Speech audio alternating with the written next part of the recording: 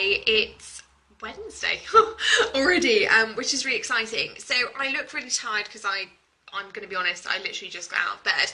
I was working quite late on the launch last night, and so I just wanted to kind of get up a little bit later than normal. But I got up and Grim Long had tagged me in a post about her new podcast, and she wanted me to kind of have a look at it, and I wanted to go through what a video pitch, or any pitch really, should look like to actually make your life a lot easier. So in terms of it, I've just remembered the whole don't look down on people on your video, so I'm going to lift this up. So in terms of your pitch, in terms of your video pitch, what you want to be doing is making it really clear. So like yesterday when we kind of talked about making it clear, being confident and showing them the benefits and being happy to do so, I think that there were things that Grim did really well in her video. So she was really, really good at being confident and at, you know, trying to kind of excite people around the topic that she was covering. However, and this is a big thing, my arm is really hurting, so I'm going to put this down. Screw that.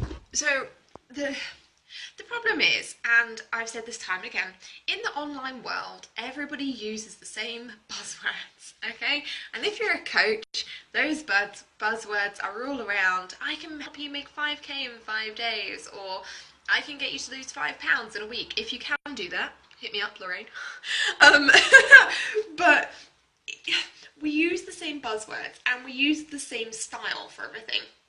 Okay, so everybody uses, and I've just used that. You can hear me, but you can't see me. Okay. You're not missing out is the answer. I've literally just got up, so I look a bit shitty anyway, so don't worry about that too much. So we use the same buzzwords, and everybody uses those buzzwords. And what it actually does is it just makes you very similar to everybody else, really. And so even I do it. On my sales page, I will always start with a question. I'll always start with, do you feel like this? So if you've read any of my sales pages or you've looked at any of my opt-in pages, you won't be surprised that I say, do you feel like this? So does everybody else online. You know, it's one of those tactics, or it's one of those techniques that actually shows people how they can identify with you immediately.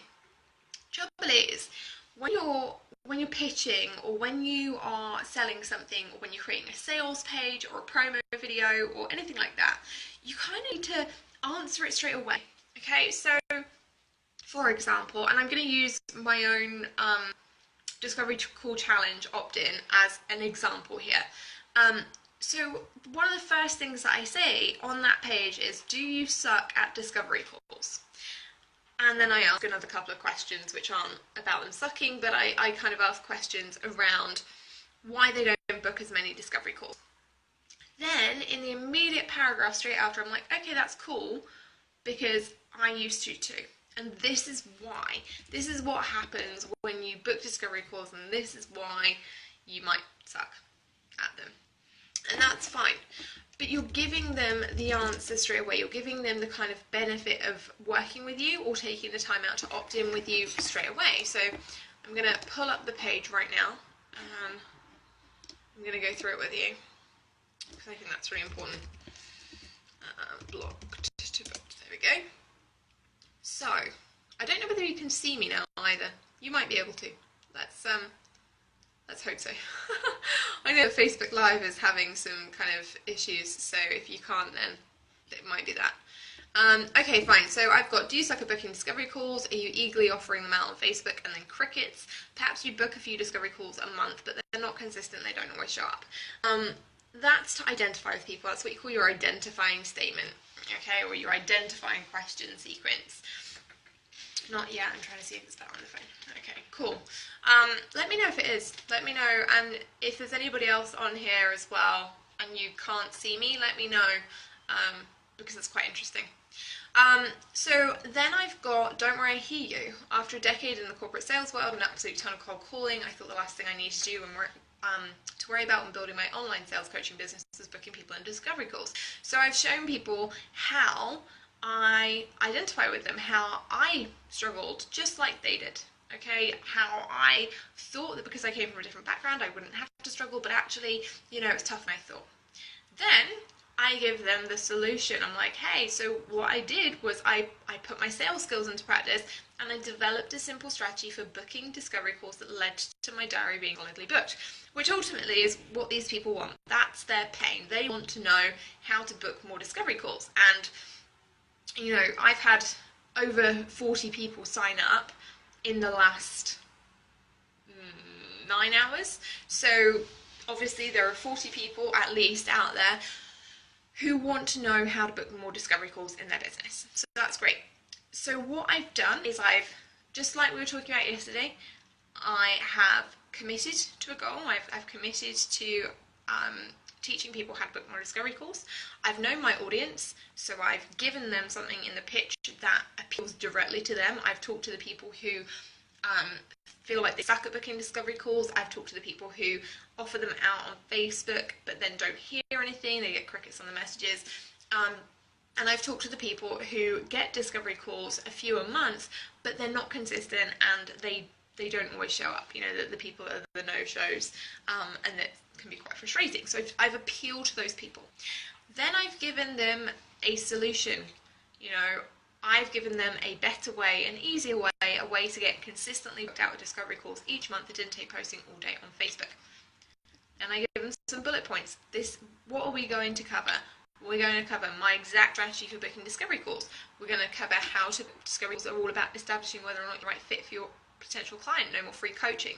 So can you see what I'm doing here? In terms of how my pitch is framed, yes, it has questions, but then it's very clear on the answers. So it will have a question to identify with somebody, a bit like Grimm's, which was, how do you know if the internet loves you? Well, I don't know. How do you know? After watching your video, I still don't really have an idea of how do I know if the internet loves me? But also, I want to know what you're going to be covering in that webcast as a result, or that podcast, because I want to know, okay, well, if the internet doesn't love me, how do I fix that? And so where I feel like the disconnect was in that particular video, and believe me, I think Grimm comes across really well on video, and I think the premise was exactly there and the structure was there for a really good pitch. I think there was just one disconnect, and that was, okay, well, if people sign up for your podcast or your webcast, what are they getting? What are you giving them? Because you spend an awful lot of time on how do you know if the internet loves you? Why, what is it that you're talking about, the SEO, the MySpace, that kind of stuff. But you didn't really spend a lot of time on, okay, this is what we're going to do tomorrow. This is what we're going to cover. This is the strategy that is going to give you X, Y, Z. Okay, so if, for example, you wanted to reframe it differently, I would probably go along the lines of, okay, cool, so how do you know if the internet loves you? Well, the chances are if you don't show up on the first page of Google, then you probably don't really have a really strong online presence yet. And what that means is that you probably haven't really done enough on the internet to give you that solid base to kind of make Google really want to push you up the search engine ladder, so that every time somebody searches for a sales coach in the UK, or a health coach in Jersey, or a feminine empowerment coach in Germany, or an EFT practitioner in New Zealand, whatever, people need to know what it is that they should be wanting from that particular service, or from that particular podcast or webcast. And then you say, okay, well, tomorrow at whatever time, I think it was 7 p.m. Central, we're going to cover X, Y, Z. So we're going to talk about how you can get ranked first on Google. We're going to talk about the strategies that you can put in place to improve your search engine optimization and actually make your Facebook ads convert higher, because that's something I had no idea about. We're going to talk about how you can improve your SEO, and without just doing loads of keywords on your website. Those are the things that you need to be telling people, and then you need to be saying to them, okay, this is what it's going to do for your business. I love you, but I see what you mean. Sorry, it always, when you're kind of talking about people's pitches, and that's why I didn't want to just write it in the comments, because when you write things in the comments, you can do it with the best of intentions, but sometimes it can come out as though you're just kind of like bumming that person out, and that's not what I ever want to do. I always want to kind of explain how it's easier for you to do something. So just make sure that when you are pitching, regardless of what you're pitching, that you start by identifying them, and that can be a question or a statement, or telling them who you want to work with. And then you talk about what it is that you're going to actually, or how you empathize, so what you're going to be able to teach them because you've learned it. And then you give them the benefits. So you talk about how it's going to benefit them. I know that everybody that signs up for my Discovery Call Challenge next week is going to book more Discovery Calls. That's what I've planned. I've planned all the material. If they go, if they do the work, they're going to book a shed load of Discovery Calls. Awesome. What are they going to get from you? What is your audience? What's going to be the benefit of them listening to you, spending valuable time, spending their kind of 30 minutes, their lunch break, their time after work, whatever? What are they going to get from that? What are they investing in that, and what are they going to get back? I hope that all makes sense. If anybody's got questions about pitches or how to frame them, either on sales pages or opt-in pages or videos or Facebook live stream, whatever, pop them in the comments, and even though it's very early and I haven't had my coffee yet, I'll be answering them. I know that's a bit weird. If some people can't see me, I'm really sorry. Guess I should push it to next Wednesday and spend some more time working on the pitch. Do you know what? I think in the online world, and this is something I think everywhere, we get so wrapped up in, oh my goodness, I have to do it and I have to do it now, that people don't give themselves enough time to promote.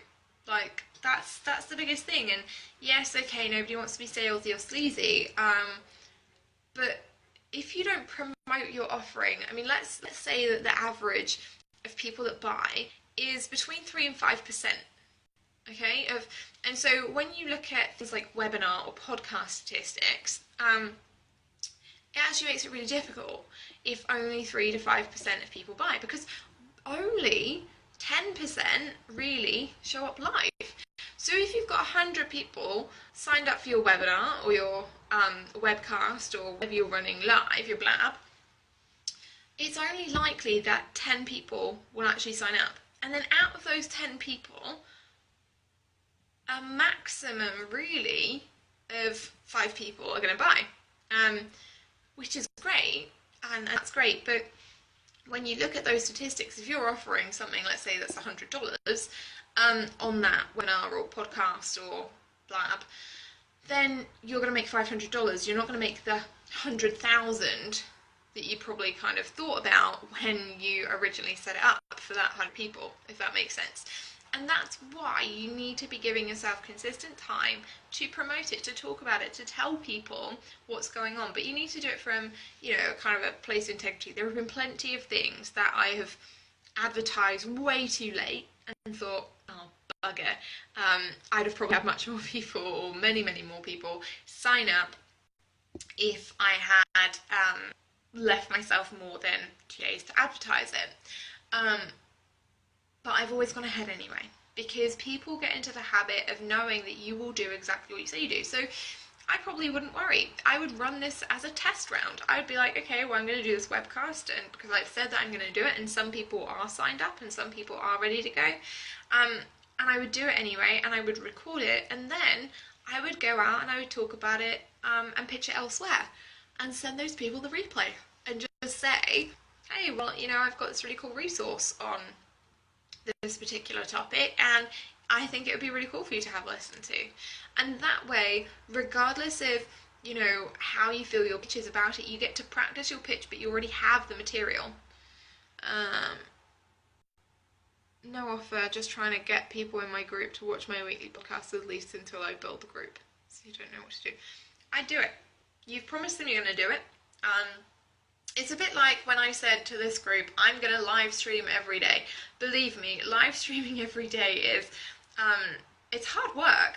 Like, it is hard work. Even though I love Facebook live stream, it means that I actually have to, get out of my pajamas. I'm joking. I do wear clothes most days. But it means that I have to kind of every day think, okay, what is it that I'm going to teach on? What is it that I'm going to help people with? What is it that I'm going to educate them on? And no, there's no pitch. I just want to help people in this group. I want to grow the community. I want it to be a really cool place for people to hang out and people to get a lot of value.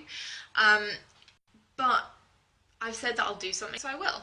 And I think that's what you want to start teaching the people in your group, is that when you say you will do something, it happens. You know, when I said, okay, I'm going to open up a challenge about booking discovery calls, I did. Yes, okay, the opt-in page was a complete nightmare and I had some tech issues that were just driving me bonkers, but I did get it out. I just changed shirts. Help for now, I'm building my group, so I'll do it. Yeah, absolutely. Just act from a place of integrity. If you say something, if you say you're going to do something, just do it.